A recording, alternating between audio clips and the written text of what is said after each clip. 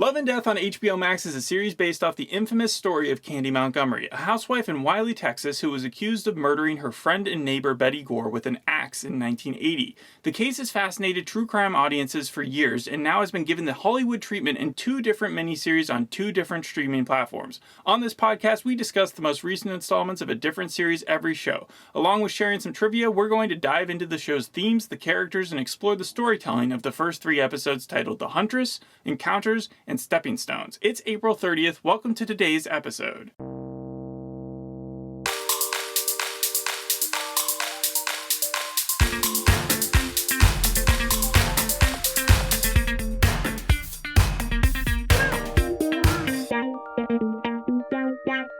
So I'm pretty sure you've never heard of this case before, because I had never heard of the case before. And the title, have you heard of the title before? Because Love and Death has actually been a Woody Allen movie.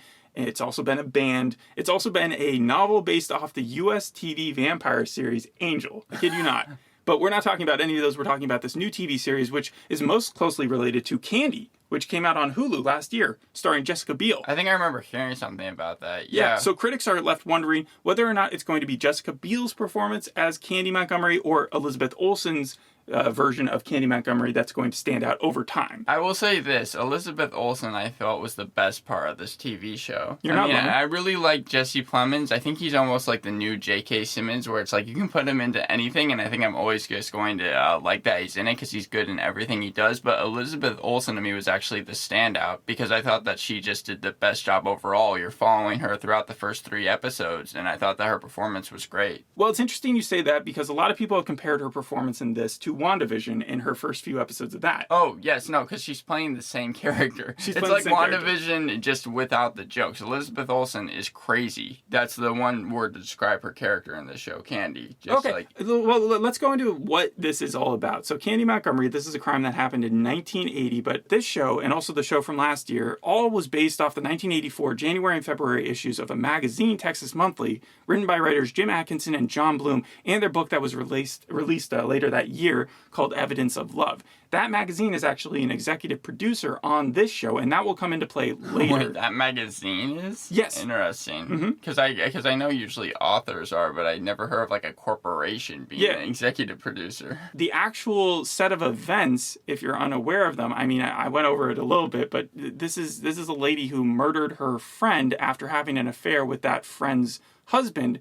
But then... I do. I actually don't want to know anything about it. Really? Because, like, they haven't addressed this in the first 3 episodes? No, in fact, like, there's no murder or anything like that. The first 3 episodes really... Not yet. That's crazy. Yeah, so I watched Candy. I watched the first episode of Candy, the Jessica Biel show, and they did the murder in the first episode. No. The first 3 episodes of this are really just centering around the affair that kind of happens. Look, I mean, anybody who walks into this series has to be prepared for has to know what this case is about. I don't think we're ruining anything if we're saying that this is about a lady who... Wow. So I had half my questions here going to be about the trial. Because I knew that this was made by... We're not even close there. It's made by David E. Kelley, who's done all those, like, Boston Legal, The Practice. Like, he's got a legal mind himself. He went to law school. So I thought that this was all going to be about the trial. No, it really does. Like, the first episode is completely about Candy, like you were saying. She's a 1970s housewife in Wylie, Texas. And when she learns that fellow church goer, Alan, Jesse Plemons, she kind of becomes attracted to him. And then really... During a volleyball game, right? Yeah. So describe that scene to me. So, like, how did they present that? It was strange because I didn't think it really worked for the show's benefit. Basically, there's just this volleyball game going on, and then Candy, she's going for the ball. She gets knocked down during it, and then Alan comes up and, like, extends his hand, and then it's not as cheesy as some movies go where they have, like, the big pop song in the background, and it's like, but they do lock eyes, and you can tell that there's some type of attraction there. Okay, and so she doesn't just immediately ask to have an affair with him there, right? Actually, it's very shortly after. Very shortly after. It wasn't an affair. What happens is she goes into the car and then she tells him that she's attracted to him. Huh. And then Alan just doesn't really know how to take that. Yeah. And I think she does. She may even ask if he wants to do an affair there. But initially he says no, but then kisses her. And so it's like wow, this okay, weird so they are thing. jumping a little bit ahead, because I also read the Texas Monthly stuff, and there was a lot of like preamble up until that point. They both made pros and cons lists, right? All that stuff happens. Because that's what the rest of the episode is about. Because after a certain while, Alan decides that he is actually going to go on with the affair, and then like you're talking about, they do the pros and the cons, and basically the cons is just what happens if we get caught. Yeah, because they're both married, right? Yeah, that's an important part of the show. Candy is married to Pat.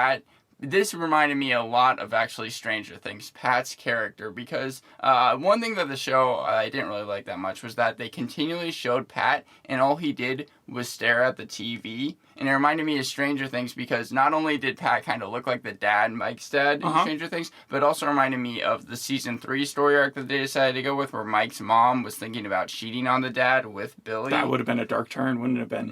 If she had been the Candy character. Yeah, but so that was one thing where I was like, okay, the show doesn't work. Where the show does work is the subtle hints. Like, for example, in the first episode, there's a scene where Candy, her kids, and Pat all go to see the movie Grease, and you see them watching the movie, and the song that they're listening to is High School or Beauty School Dropout, which I remember when I was doing the research for Grease: The Rise of the Pink Ladies was based off of Murderer. Huh. So I was like, okay, good those were some of the things I like. And the show gets pretty intense. Like, for example, in the final 10 minutes, I think, of the show, it really was just centering around, like, are they actually going to do this? Are they going to go through with the affair, Alan and Candy? Yeah. And it really does, like, ramp up the intensity. Because it's ironic because it's called The Huntress, that first episode is, and yet it has nothing to do with hunting, as a murderer being a huntress. It has to do with her wanting to just sleep with another dude. Well, right? You say that. What happens is, like, Alan, he's going to work, he's going to go to the motel, and I was thinking to myself, because the show was so good, kind of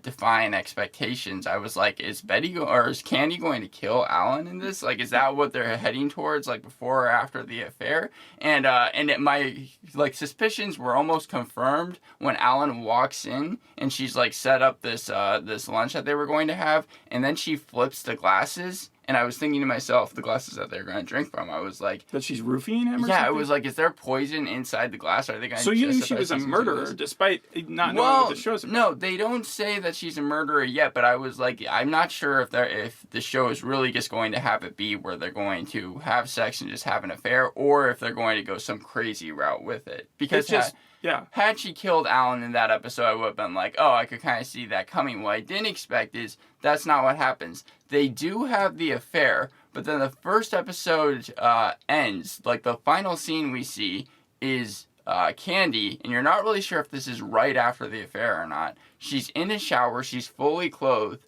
She's crying. She's no. This happens later. Yeah, this is the day of the death. She's obviously been through something, and then you see also blood running down the drain, and then it ends. So that was where I was like, wait, did she just kill Alan? And no, you're right. And in the second episode, you see Alan within the first couple minutes, and I was like, oh, okay, what we saw was a flash forward, yes, to 1980. Yeah, and so I do need to say, before I get into episode 2 and 3, Encounters. This show, I wanted to talk about comparisons. Sure. So, if you want to get into comparisons, I have a few of them, so go ahead. Because I have a lot. You have Why Women Kill. Mm-hmm. That's like number one. Oh, interesting. Because the tone and the very dark humor that But a the Ryan show Murphy has, show compared to a David E. Kelley show. It reminded me almost completely of it. The main character almost is as psychotic as I felt like Candy was. Especially in episodes 2 and 3. So when you say that she's psychotic, do you think that she's like a psychopath because of how cavalierly she treats the affair? Is that how she like comes across? Because she's like, she has like this buffer between the zone where she's supposed to be a human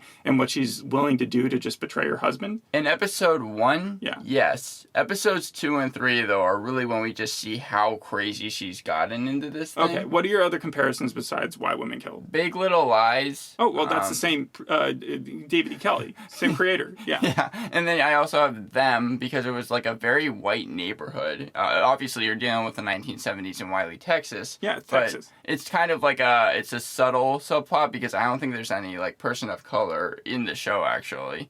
And then you have midnight mass, the church going aspect of it. That's huge because one thing I did not mention is you have Sherry played by Kristen Ritter in this show, Yeah. but also you have Jackie, who is a pastor who is going to be leaving the church. The reason I bring them up is because Candy has told both of them about the affair, which I found kind of nice because it was nice that it wasn't just like between the two of them. You found it nice that she went to her pastor of her church and said, hey, I'm having an affair with this other guy? When I say nice, I'm not talking about Candy being a good person. I'm saying that it was good for the show because I felt like it led to some, like, it led to some scenes because most of the time when you're dealing with shows that have any type of affair, you just see the two people that are having the affair and they don't really tell anyone about it. I find it interesting you still haven't brought up the main one that I thought you would compare it to. Okay, well, I have Windfall here, which, if you remember, was the Jesse Plemons and Jason Segel Netflix movie that You thought that I would think that Windfall was the most related to this? Jesse Plemons plays not as evil a husband as he did in that, but still an evil husband because he's willing to have an affair on his wife. I can tell you, honestly, I don't even remember and that. And then the one that you're probably talking about, Dirty John, the Betty Broderick story. Mostly because of how the trial worked out, though, more because of, or not even the trial, but like the sympathy. There's been a lot of sympathy thrown Candy's way for what ends up happening. Because this show does not go there. I think that they really just want to make Candy be this unlikable person. I even put here that Betty Broderick was more likable than Candy was. Yeah. Wow, because I went back to listen to a little bit about that, and the Betty Broderick character did some crazy stuff. She drove a car into like a house. She was a little obsessed with the person that he was having an affair with. Everything you're saying, I could like see Candy doing, at least in this portrayal of her. Yes, how about the thing about Pam? Because that's also about a story where someone kills a friend. I never saw that, I know. But I'm sure you can compare it to that. I also did Joe vs. Carol, which I know you didn't say either, because I heard that this was more of a comedy in some instances. I mean, like I said, there's some very dark humor that I thought did work well for the show. Mm-hmm. Episode 2 kind of deals with Alan and Candy. They're continuing their affair, and I will say this show had way too many sex scenes. They're never too long, but Alan and Candy, especially in the first episode, but even in the second, just continually showing them having sex, even when huge things are happening in Alan's life. Like, Betty is having her baby, and they're still deciding to do this thing. She gets pregnant, has a baby, and like, you always see Alan just going to this motel room. We don't have to concentrate on this too much, but I did read some that were talking about how in the 2022 Candy with Jessica Biel, they did not try to make it a sexy show. Even though they showed the affair, it was like a little gritty, and it was like, these are kind of disgusting characters. You don't want to feel anything for this. But like on this show, I heard that they kind of tried to amp it up a little bit. They tried to make her, Elizabeth Olsen, into like being really hot. Yeah, I mean, like, I think that the show, I felt like I had to watch a shower. It's like trying to glamorize. Yeah, because that's almost what it was trying to do. I think that what the show was actually trying to do was trying to show just how much Candy and Alan were really having sex throughout this time period, but it was it was just way too much.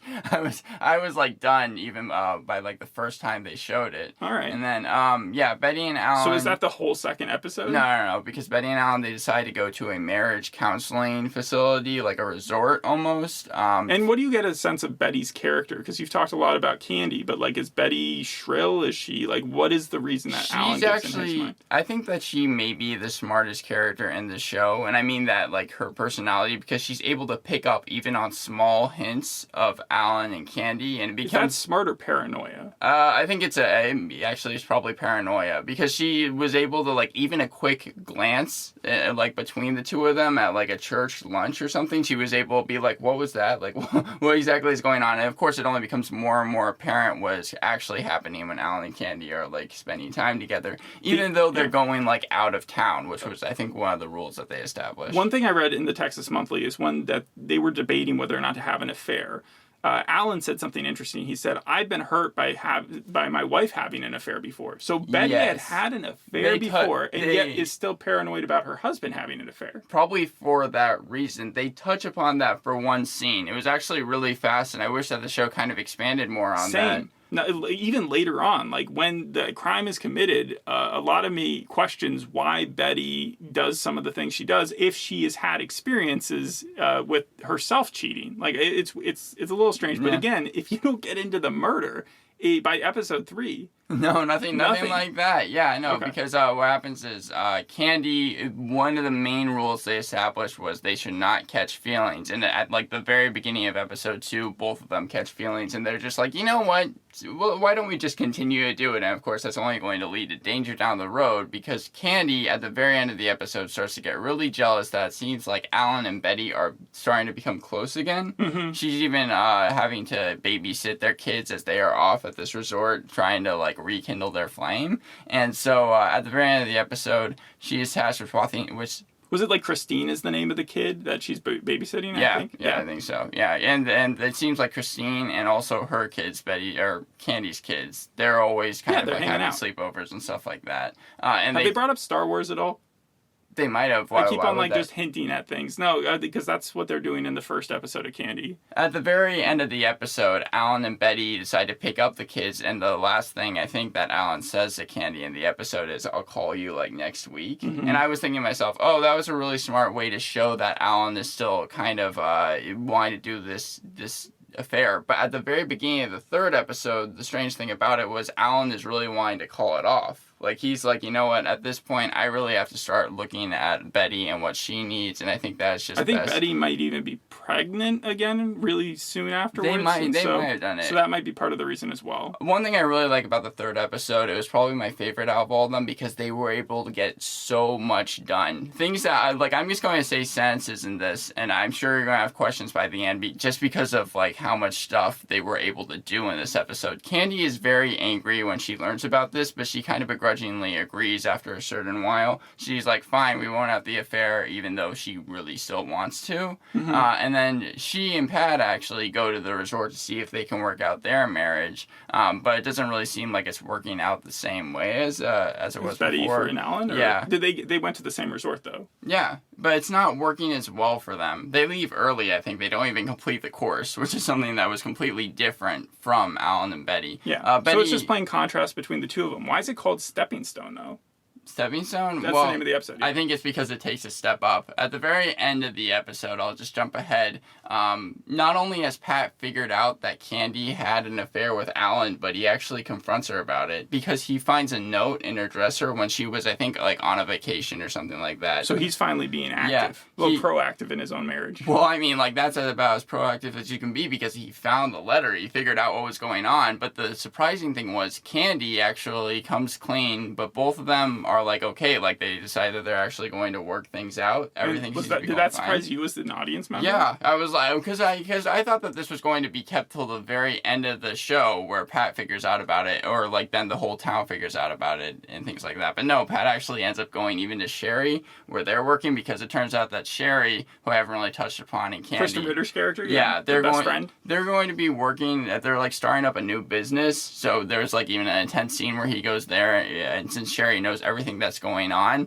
And my favorite part, probably of all 3 episodes, is the scene that takes place near the very end, where Candy, she's just come back from her place, she's saying hello to her kids, she's meeting Pat, and then she gets a phone call. She answers the phone, mm-hmm. and it's Sherry, and Sherry is basically yeah, Pat figured out about the letter, he knows, and Pat is in the same room as her at the time, and she has to play it off like she doesn't know what he's talking about, because Pat really wanted to address it his own way, and even told Sherry not to talk about this. Yeah. So I'm thinking that this is the main room phone too. Yeah. That phone plays a factor later on too in the storyline. No. So I think they like to continually play with that. At the very end of the episode, though, Candy goes over. She is wanting to ask if Betty's kid can spend another night at their place, because their kids really like to hang out. And that's when Betty and Candy have a talk. And Betty is like, did you cheat on Alan with me? Is Alan having an affair with you? And then Candy was like, yes, but it was very short.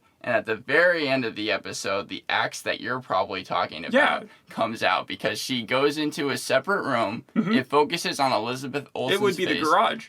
Which was the 500th time that they have focused on Elizabeth Olsen's face for a full minute. But then Betty walks into the house, and you don't even see Betty, you just see her feet, and then you see the axe, and it falls into frame, it falls from her hands. And then that's where the episode ends. That's where all 3 episodes end, actually.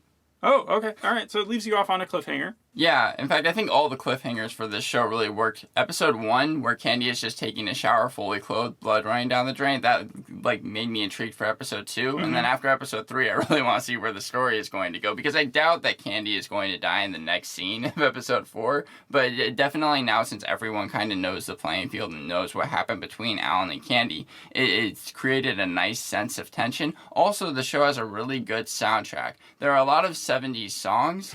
For example, Yeah, so I wanted to start off this entire episode by giving you the most boring detail that I could think of between the soundtrack, the filming location, or the director. Usually those facts are not interesting at all. And as far as the soundtrack is concerned, Jeff Russo, the composer of this, also the composer for All Mankind, Snowfall, Fargo, Legion, The Night of, Star Trek, Counterpart, The Umbrella Academy, and Mrs. Davis. So a lot of streaming shows and FX shows. Yes, but he was even written off in a review that I read because people were talking about how they had license to so many, the Bee Gees, Nina Simone, Janis Joplin, Dolly Parton, Carole King, Neil Diamond, as you said, Frankie Avalon with his Grease stuff. Yeah, like, they just had access to so much where it could have been anybody. In the first episode, you hear Beauty School Dropout, You Make Me Feel Like Dancing, or the first 3 episodes, the Shoop Shoop song, Staying Alive, just to name a few, and I assume that you're probably going to get even more of those bands later on into the show. So it just had a really good soundtrack. It was always fun to listen to those songs. And then you have the main duo's chemistry, which I thought was really good as well. Yeah. Jesse Plemons and Elizabeth Olsen. Surprisingly, I'm not sure if I would have expected that, but they can work off each other really well in the scene. I thought that the tension worked well, and overall, yeah, I think that the show had more pros than cons. However, there are some boring storylines. There's like a subplot where Jackie, she's going to be stepping down from the church, and then they're bringing in this new pastor who is barely getting anybody into the church. Like, they had filled audiences when Jackie was a pastor. Well, I think they were trying to show that Candy was like really active in the community and really well liked, right? Yeah. And so she's more even popular than maybe the next minister. Yeah, no, the characters even say when they're talking about Candy, they were always talking about, how good she is. And which I think she's a nice plays person. a role into why she's looked at so kindly later on with stuff that happens. Yeah, well, I mean, again, the shows... Unlike with Betty Broderick, who eventually, once her crime came out, people then fell on her side because they were like, oh man, we feel bad for her. I don't think that she was very popular when she actually committed the crime. Yeah, well, here it's it was really hard to watch so much stuff happen between Candy and Alan, and I'm not even just talking about the sex scenes. I'm talking about huge things, like Alan having his wife pregnant and really needing him there, and then them always cutting to see Alan and Candy at the motel room. That's why I put that there are no real characters I can go for in this story, because you can't even go for Betty. She's coming at Candy with an axe by the end of the 3rd episode. Yeah. Pat, I mean, he may be somewhat likable, but overall not too much, and that's something that I kind of had a problem with this show. In the first episode of Candy, I would say that Pat is probably the the kindest character out of all of them, but you do feel a little bad for Alan. I mean, and the number of fake outs the show has also, because Betty continually is telling Alan that she knows why Alan is deciding not to have sex with her. That's something that happens in episode 2, and they do it so much, and then it's always... So it's repetitive? You're thinking to yourself, oh, has Betty finally figured it out? And then Betty is just like, oh no, you're not attracted to me anymore. Does any part of this feel like these episodes could have been consolidated? And because the Candy series is 5 episodes, this is 7 episodes. Oh yeah, they're both around an hour long. All 3 episodes of this were about an hour. Yeah. And I feel like they could have been probably 45 minutes had you taken out kind of more of the boring stuff. Like, for example, Sherry's character in this show. I don't understand why she was actually in it. She didn't really serve much of a purpose, and I understand that she might have been real, but aside from Candy being just kind of talking to her, it didn't seem like she actually had any She wasn't even a good plot device, is what you're saying? Yeah. All right. So, overall, what are you going to give the show? I will give the show, because I do think that it's good, and I might watch way later on, probably not as it's coming out weekly, a 7.5 out of 10. Because Did you see the IMDb score? Because that's basically what it has. It's 7.8. I think IMDb. I mean, it's just the main 2 actors alone. I think it's a reason enough, if you're interested, to at least watch the first episode of the series. I think critics' main concern is the fact that it comes on the tail of having the same exact true crime story story said just last year. And so it had sort of a mixed to positive review. You had Collider, who loved it in this one, but Decider said skip it. Hollywood Reporter said it had provided little insight, which again I think has something to do with the fact that Jessica Biel's show was right there.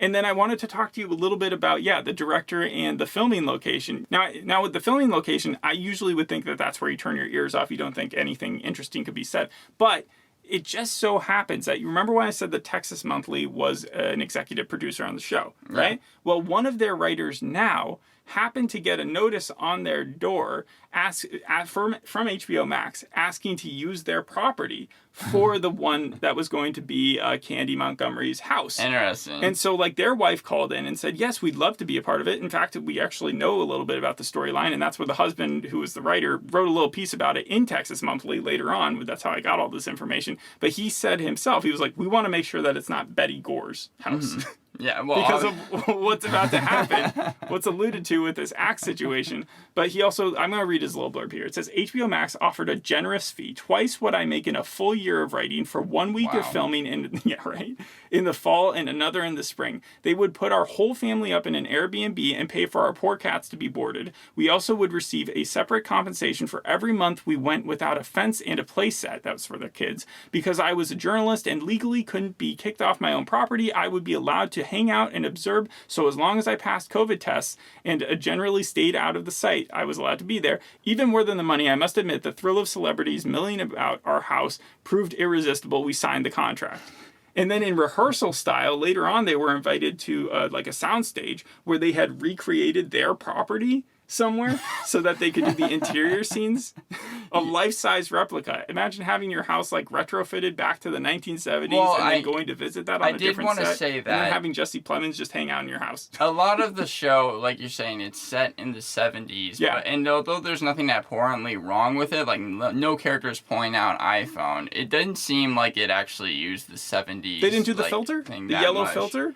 No, nothing that crazy. The characters kind of look as they do in the 70s. That's been actually a pushback on for Elizabeth Olsen. Apparently, Candy Montgomery is famous for having a perm, and she does have a perm. And Jessica Biel had a perm, either a wig or her own hair, that she had throughout the series until the trial came about. But with Elizabeth Olsen, they were just we'll just straighten your hair. And that actually also brings me to a little game that I had set up for earlier, but we didn't get to it. So it's the true fact, true, one lie, right? Okay, yeah. All right. Elizabeth Olsen, who got the script while shooting Doctor Strange, believed that the story was fiction until she talked to the director about it. Huh. The second one is Elizabeth Olsen. This is also a quote from her. "We started filming our show before they did," Olsen explained. "And so the only time I ever spoke to Jessica Biel about it was a few weeks ago."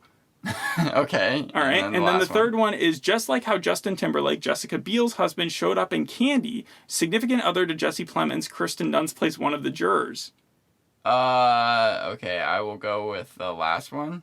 Being fake? Yeah. You're right. But Justin Timberlake and the husband of Melanie Linsky, who played Betty in the Jessica Biel one, Justin Timberlake and Jason Ritter were both police officers in that one. So both those things that you said about Elizabeth Olsen ended up being true. She actually did speak to Jessica Biel about this a couple weeks ago. Yeah, but more importantly, they filmed it well before. They were 2 months into production before they found out about the Hulu series. Mm-hmm. But then the Hulu series came out a year before theirs did. So they were early in COVID, or at least midway through COVID when they were filming this. It took a really long time to get out. Interesting. Yeah. And then the last thing was that the director, Leslie Linka Glatter, is actually the president of the Directors Guild of America. She is the king director of all directors.